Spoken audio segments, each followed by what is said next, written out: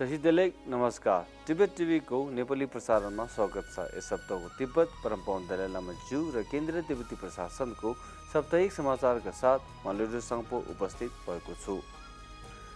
सुरु गरौँ यस हप्ताका प्रमुख समाचारहरू संक्षेपमा। परम पावन दलाई लामा ज्यूले इन्डोनेसियाली विद्यार्थीहरूसँगको अन्तर्क्रिया। चीनले गान्सुमा जबरजस्ती तिब्बती गुम्बा बन्द गरेको। चिनिया हिरासतमा उच्च तिब्बती व्यापारीको स्वास्थ्य गम्भीर अवस्थामा। स्विस सांसदहरूद्वारा स्विजरल्यान्ड अन्ना गोल्डी सङ्ग्रहालयको भ्रमण।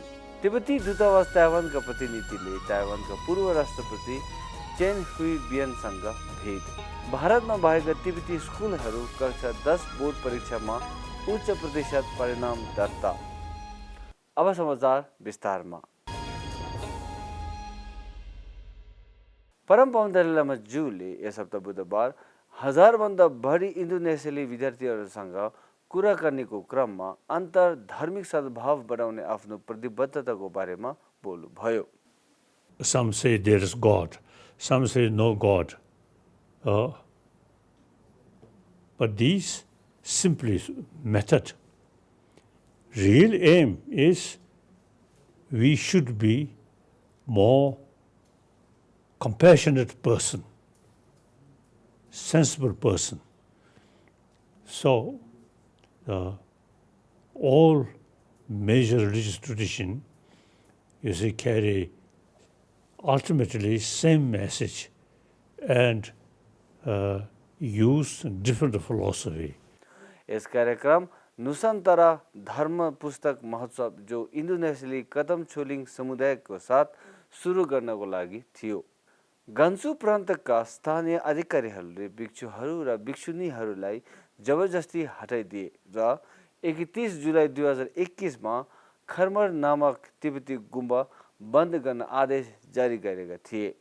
खर्मर गुम्बा तथाकथित लिन्सिया हुई स्वायत्त प्रान्तमा अवस्थित छ, जो सिधा कन्लो तिब्बती स्वायत्त प्रान्त सिमानामा पर्दछ।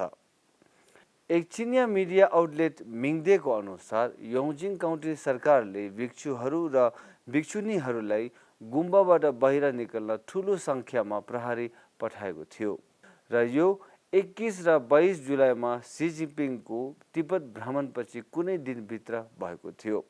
चिनिया मिडियाका अनुसार गुम्बाले कोभिड-19 राहत कोषको लागि 3 लाख युएन उठाएको र दान गरेको थियो। यसले स्थानीय सरकारको ध्यान आकर्षण गरेका थिए र गुम्बाले आफ्नो दान सरकारसँग बराबर बाँड्न माग गरेका थिए र जब गुम्बाका समुदायले अस्वीकार गरे, स्थानीय अधिकारीहरू सादा लुगा लगाएर गुम्बा बन्द गर्न आएका थिए। दोर्जे टासी तिब्बतका एक धनी व्यापारी र 2003 देखि सत्तारूढ कम्युनिस्ट पार्टीका सदस्य जो ल्हासाको ड्रप्ची जेलमा आजीवन कारावास भोगिरहेको छन्। उनको स्वास्थ्य गम्भीर अवस्थामा छ। ल्हासाको प्रसिद्ध याक होटलका मालिक दोर्जे टासीलाई तिब्बती प्रदर्शनकारीहरूलाई गोप्य सहयोग प्रदान गरेको, निर्वासनमा रहेका तिब्बती समुदायलाई चन्दा दिएको र सन् 2008मा विरोध प्रदर्शन गरेको आरोपमा पक्राउ गरेको थियो। उनीमाथि ऋण ठगीको आरोप लगाएको थियो। तिब्बती मानव अधिकार र प्रजातन्त्र केन्द्रले रिपोर्ट गरेको छ कि उनको सजायपछि चिनिया अधिकारीहरूले दोर्जे टासीको सम्पत्ति, जसमा 530 मिलियन युएन र प्रसिद्ध याक होटल र सिगाछेमा रहेको अर्को होटल कब्जा गरेको छ। तिब्बतका लागि स्विस संसदीय समुदायका सदस्यहरूले यस हप्ता आइतबार स्विजरल्यान्डको अन्ना गोल्डी सङ्ग्रहालयमा एस्केप फर तिब्बत नामक प्रदर्शनीमा आउनुभएको थियो। प्रदर्शनीमा प्रख्यात स्विस फोटोग्राफर म्यानुएल बाउर र स्विसमा रहेका श्रीलङ्काका फोटोग्राफर शशि सुब्रमण्यमले खिचेका तिब्बतीहरूको तस्बिर राखिएको थियो। प्रदर्शनीमा निर्वासनमा आएपछि तिब्बती जनताको प्रतिरोध चित्रण गरेको थियो। तिब्बत ब्युरो जेनेवाले तिब्बत समर्थक स्विजरल्यान्डकी एमा एस्ट्रिड मार्किसको निधनमा शोक व्यक्त गर्नुभयो, जसको 1 अगस्तमा निधन हुनुभएको थियो। उनले आफ्नो जीवन तिब्बतको लागि समर्पित गरेकी छिन्। तिब्बत ब्युरो जेनेवाका सोनम थर्चिन, स्विस तिब्बती मैत्री सङ्घका अध्यक्ष थोमस बुखली, तिब्बत समर्थक र लुजेन र जेनेवाका तिब्बती समुदायका सदस्यहरू यस हप्ता सोमबार अन्त्येष्टि समारोहमा सहभागी हुनुभएको थियो। ताइवानमा रहेका तिब्बत कार्यालयका प्रतिनिधि बाबा केर्सन ग्यान्सेले यस हप्ता मङ्गलबार ताइवानका पूर्व राष्ट्रपति चेन हुइन बियनसँग उनको निवासमा भेट्नुभएको थियो।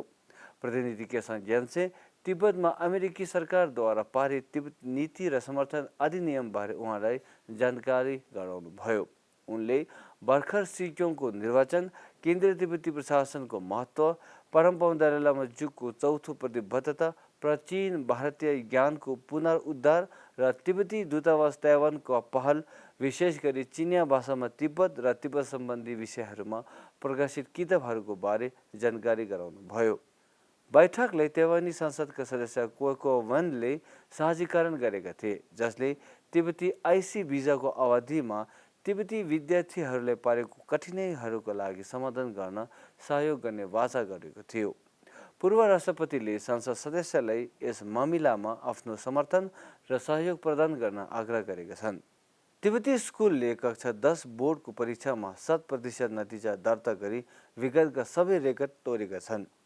केन्द्रीय माध्यमिक शिक्षा बोर्डले गत हप्ता मङ्गलबार कक्षा 10 परीक्षाको नतिजा सार्वजनिक गरेको छ। भारतमा 27 तिब्बती स्कुलहरूबाट कक्षा 10 मा पढ्ने 1226 विद्यार्थीहरू छन्। गत वर्षको परिणामसँग तुलना गर्दा यस वर्षको औसत 62.7 हो, जुन 0.4 को थोरै वृद्धि देखाउँदछ। यसबाहेक 10 कक्षाका स्कुलका 29 विद्यार्थीहरूले 90% र माथिका अङ्क प्राप्त गरेका छन् र उनीहरूमध्ये 10 जनाले 95 र माथिका अङ्क प्राप्त गरेका छन्। तिब्बती होम्स मसुरीका 4 तिब्बती विद्यार्थीहरू र सम्पूर्ण तिब्बती स्कुल बेलोकुपका 2 तिब्बती विद्यार्थीहरू यस वर्ष सिक्योङ उत्कृष्टता पुरस्कार प्राप्त गर्नेछन्। हस् त, आजको लागि नेपाली साप्ताहिक समाचार यति नै। अर्को हप्ता फेरि भेटौँला। टसिदेले नमस्ते।